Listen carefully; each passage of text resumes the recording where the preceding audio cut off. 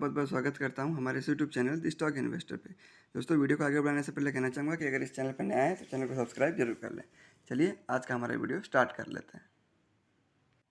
तो दोस्तों, यहाँ मैंने ओपन कर लिया है एयू स्मॉल फाइनेंस बैंक है। अगर हम उन डेट की बात करें 19 अक्टूबर की डेट को, इसने अपने क्वार्टरली रिजल्ट को पेश कर दिया है। तो चलिए देखते हैं कंपनी ने अपने कैसे फाइनेंशियल्स को रिप्रेजेंट किया है, कैसे शो किया है, इसका परफॉर्मेंस कैसा है ये देख लेते हैं।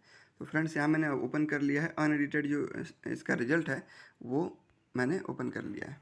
चलिए अब आगे कंपनी का रिजल्ट देखने से पहले एक बार इसका सीक्वेंस चेक कर लें हम लोग। तो हम देख सकते हैं ये है इस बार के क्वार्टर 2 का रिजल्ट, ये पिछले क्वार्टर 1 का रिजल्ट और ये पिछले साल इसी क्वार्टर का रिजल्ट। तो चलिए बहुत अच्छी बात है। अब हम आगे बढ़ते हैं और कंपनी का कुल इनकम जो है, रेवेन्यू जो है वो देख लेते हैं। तो थोड़ा पहले मैं इसको जूम कर लूँ या फिर आपको दिखाई भी दे रहा है। तो टोटल इनकम की अगर मैं बात करूँ तो इस बार का कंपनी का टोटल इनकम है 223, जो पिछले क्वार्टर में था 197 और पिछले साल इसी क्वार्टर में था 159। तो कंपनी का इनकम हमें ईयर एन ईयर और Q1Q बढ़ता हुआ ही दिखाई दे रहा है। तो चलिए अब एक बार कंपनी का खर्चा हम देख लेते हैं। तो कंपनी के खर्चे की अगर मैं बात करूं तो 120 का खर्चा जो पिछले साल था बढ़ के हो गया 174, वहीं 158 का खर्चा जो पिछले क्वार्टर में था वो बढ़ के हो गया 174। तो कंपनी का खर्चा भी हमें उसी प्रोपोर्शनेट में बढ़ता हुआ ही दिखाई दे रहा है। अब चलिए कंपनी का इनकम से अगर हम खर्चा काट दें तो बच जाएगा टोटल प्रॉफिट। तो प्रॉफिट बिफोर टैक्स और प्रोविज़न वो हम देख लेते हैं। तो कंपनी का अगर हम इस बार का प्रॉफिट देखें तो इस बार का प्रॉफिट है 49,878, जो पिछले क्वार्टर में था 39,406 और पिछले साल इसी क्वार्टर में था 39,246। तो ईयर ऑन ईयर और Q1Q हमें प्रॉफिट भी बढ़ता हुआ ही दिखाई दे रहा है।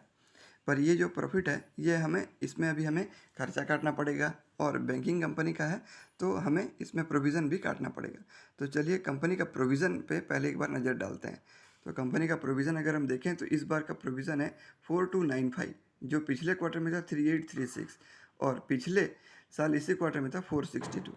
मतलब कंपनी का प्रोविज़न हमें दोनों ही केस में बढ़ता हुआ ही दिखाई दे रहा है। तो प्रोविज़न तो वो है दोस्तों कि हम मान लेते हैं कि वो पैसा जो कि बैंक को वापस नहीं आएगा, लोन के तौर पे दिया गया था पर शायद डिफ़ॉल्ट हो गया और शायद एक पैसा नहीं आएगा। तो चलिए अब कंपनी का प्रोविज़न हम देख लिए। कंपनी का टैक्स देने के बाद, प्रॉफिट से टैक्स देने के बाद जो बच जाएगा वो होगा नेट प्रॉफिट। अब अगर हम नेट प्रॉफिट की बात करें तो यहाँ हम देखेंगे कंपनी का जो नेट प्रॉफिट है ईयर ऑन ईयर 27,851 से बढ़ के हो गया 34,259 और Q1Q 26,786 से बढ़ के हो गया 34,259। तो कंपनी का net profit for the period अगर हम बोलें तो वो हमें दोनों ही केस में बढ़ता हुआ ही दिखाई दे रहा है। तो पर यहाँ पे हमें कंपनी का जो प्रोविज़न है वो भी थोड़ा ईयर ऑन ईयर और Q1Q बढ़ता हुआ ही दिखाई दे रहा है, जो कि थोड़ा मैटर ऑफ कंसर्न का बात होता है, क्योंकि प्रोविज़न जितना कम हो उतना अच्छा है। चलिए अब अगर हम इसी का रिफ्लेक्शन इसके EPS की अगर हम बात करें तो यहाँ हम देख सकते हैं कंपनी का जो EPS है 4.45 से बढ़ के हो गया 5.27 और 4.25 का हो गया 5.27। अब एक नज़र इसके कंपनी के NPA में भी देख लेते हैं। तो यहाँ हम देखें तो ग्रॉस NPA की अगर मैं बात करूँ तो ईयर ऑन ईयर कंपनी का जो ग्रॉस NPA है 115 से घट के हो गया 99। वहीं Q1Q थोड़ा सा स्लाइटली हमें जंप दिखाई दे रहा है NPA में, 96 से बढ़ के हो गया 99। तो ईयर ऑन ईयर अगर मैं बात करूं तो कंपनी का जो NPA है वो तो घटा हुआ है, पर अगर Q1Q बात करें तो कंपनी का NPA थोड़ा सा हमें बढ़ता हुआ ही दिखाई दे रहा है।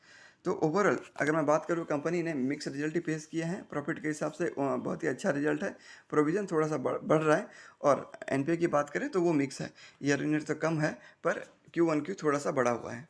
तो ओवरऑल कंपनी ने मिक्स रिजल्ट पेश किया है। आपको कैसा लगा ये आप कमेंट बॉक्स में कमेंट करके ज़रूर बताइएगा। अब बाज़ार को कैसा लगा ये हम आज बाज़ार खुलने के बाद इसमें देखेंगे। तो ठीक है फ्रेंड्स, अब हम मिलते हैं हमारे अगले वीडियो पे।